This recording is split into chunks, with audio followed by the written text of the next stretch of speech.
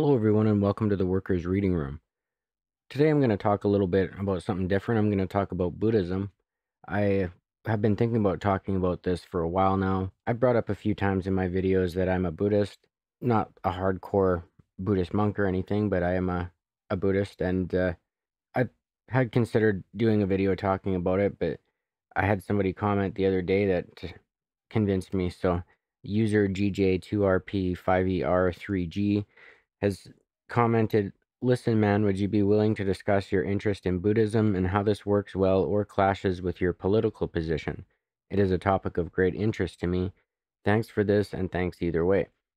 And thank you for commenting, and thank everybody who comments.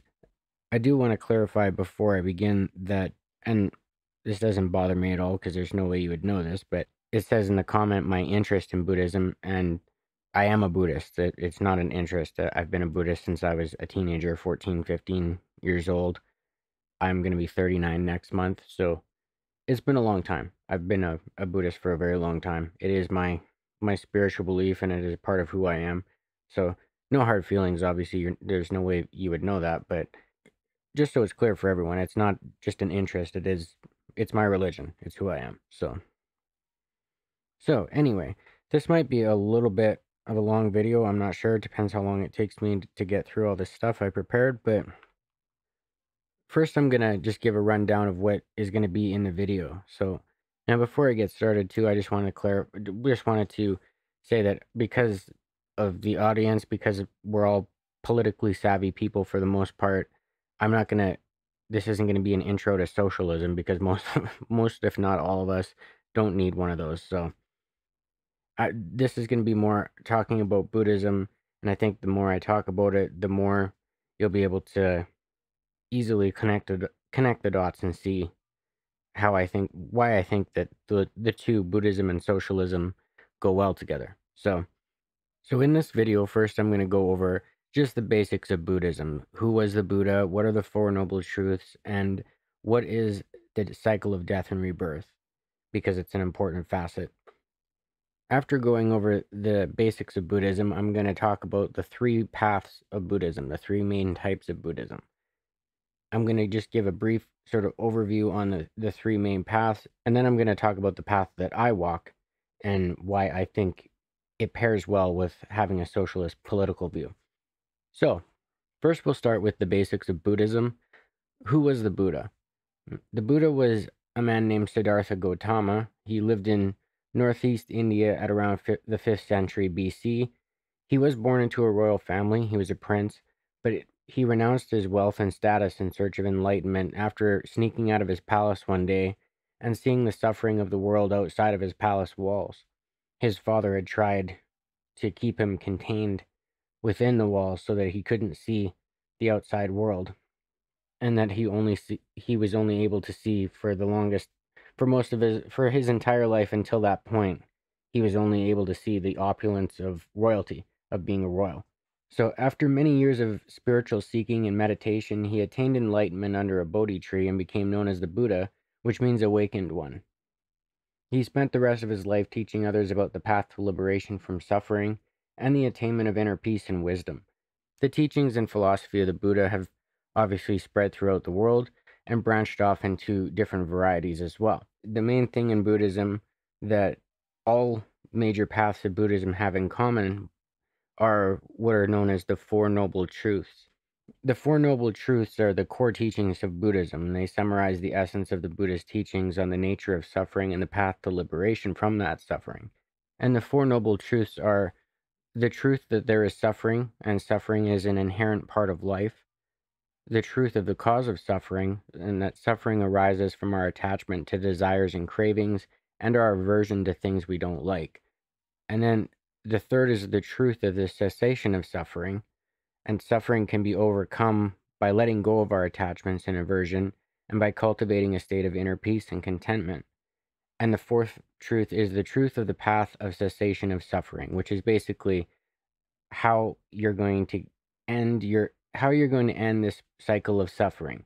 And the path to liberation from suffering is known as the Eightfold Path, which is basically a moral code of conduct. It includes right understanding, right intention, right speech, right action, right livelihood, right effort, right mindfulness, and right concentration. The Four Noble Truths provide a framework for understanding the nature of suffering and the path to freedom from suffering, and are considered the foundation of Buddhist philosophy and practice. It is also the main, as I said, the main commonality between the main paths of Buddhism, which I'll elaborate on shortly. Before I do that, though, I want to finish this section by explaining samsara, or death and rebirth, in Buddhism. We in the West usually refer to this as reincarnation. That's a habit I've broken free from many years ago, so I call it samsara. I call it death and rebirth as well, just for non-Buddhists, it's easier to understand. And Buddhists believe that we all live in a cycle of death and rebirth, and that our karma, both the positive and negative, from this life and our previous lives, will determine the conditions into which we're born in the next life. And this cycle of samsara, or death and rebirth, is generally seen as a process of suffering. And we're not talking about suffering in being on a torture rack. We're talking about the suffering that comes from loss. Like the love you feel for someone will eventually culminate in suffering because you're going to lose that someone eventually, right? That's what we're talking about when we're talking about suffering. So it's not like Buddhists look at life as being put on a medieval torture rack and being stretched to death or anything. Anyway, carrying on. When Buddha attained enlightenment, he not only began to see the world for what it truly is, but he also broke free from the cycle of death and rebirth and broke free from suffering as a result. And keep this in mind for later. The idea of the Buddha breaking free from the cycle of death and rebirth after attaining Buddhahood. Please keep that in mind for later. It's going to come in handy. And also note that attaining enlightenment or becoming a Buddha doesn't mean becoming a god. That's a common misconception in the West, and that's not what it is. Buddhists don't think of Buddha as a god. There are different varieties of Buddhism depending on the culture of where it's prevalent, but for the overall Buddhist belief, we don't believe in a god figure. The next part of the talk here, I'm going to be talking about the three types or paths of Buddhism. There are three major types of Buddhism: Theravada, Mahayana, and Vajrayana. And Vajrayana is more commonly known as Tibetan Buddhism. Each of these types of Buddhism has its own unique beliefs, practices, and traditions, with some overlap. I'll describe these now and see if you can guess as I'm reading these which path of Buddhism I walk as a socialist. First, there's Theravada Buddhism. Theravada Buddhism means the way of the elders, and it's the oldest, most traditional form of Buddhism. It's the type that's prevalent in Southeast Asia, Sri Lanka, Thailand, Cambodia, Laos. And Theravada focuses on the teachings of the Pali Canon, which includes the Buddha's discourse and the monastic rules. And the ultimate goal of Theravada Buddhism is to attain enlightenment through the practice of the Eightfold Path, which I've mentioned previously. Theravada Buddhist practice seeks enlightenment for the individual, broadly speaking, of course. Then there's Mahayana Buddhism. Mahayana, which means the great vehicle, is prevalent in China, Korea, Japan, Vietnam. Mahayana Buddhism emphasizes the importance of compassion and the idea that all beings have the potential to attain Buddhahood. The ultimate goal of Mahayana Buddhism is to achieve enlightenment not just for oneself, but also for the benefit of all sentient beings. Mahayana Buddhism includes various schools of thought, such as Zen, Pure Land, and Nichiren Buddhism.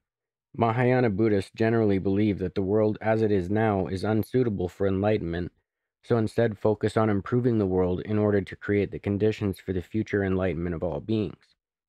And then lastly, there's Vajrayana Buddhism. And Vajrayana means diamond vehicle, and it's more commonly known as Tibetan Buddhism, and is generally what the average North American associates with Buddhism as a whole, via the Dalai Lama. Vajrayana Buddhism emphasizes the use of Tantra, or secret practices, to attain enlightenment, and for that reason it's also known as esoteric Buddhism. Vajrayana Buddhism incorporates the teachings of Mahayana Buddhism, but adds a focus on the use of mantras, mandalas, and rituals. And what is lesser known is that Tibetan Buddhism is heavily influenced by the shamanic traditions of Tibet's pre-Buddhist religion known as Bon, B-O-N, with much of the ceremonies and mythology being similar, with even legends like the kingdom of Shambhala, which many have heard of, having a Bon equivalent called Omo Lungring. And just as a side note, the legend of Shambhala is an old fascination of mine. That's why I've have a little bit of extra information on that. The ultimate goal of Vajrayana or Tibetan Buddhism is to achieve enlightenment as quickly as possible within a single lifetime. And it's a path generally considered, if you do it right, you achieve enlightenment. But if you don't do it right, you fall heavily on the karmic scale. You can fall very, very far and very, very hard on the diamond path, basically. And it can affect your karma for many lifetimes if you stray from the path. It's very, very unforgiving. Now we'll talk about the path I walked. Now, you may have already guessed this, but the path I walk is Mahayana Buddhism. It is, I believe it is the path most compatible with a socialist worldview because of the emphasis on improving worldly conditions for the enlightenment of all humanity, which has obvious parallels to the aims of socialism, the aim of creating a better, fair, just world for everyone. Also, much like a socialist, a Buddhist of the Mahayana path knows that our deeds might not bear fruit until long after we're gone, but we have to do our part anyway to contribute to the betterment of the world regardless. And this path of Buddhism is also called the Bodhisattva way. Now, remember earlier when I described the Buddha as seeing the world for what it truly is and breaking the cycle of death and rebirth? Well, a bodhisattva is a being is basically on the cusp of Buddhahood, and they could, if they so wished, they could attain enlightenment and be removed from this cycle of death and rebirth, which in the Buddhist mindset means being free from suffering. But instead of doing this, the bodhisattva chooses to stay in the cycle of death and rebirth in order to be reborn so that they can help others along the path to enlightenment, so that we can all eventually get to enlightenment together.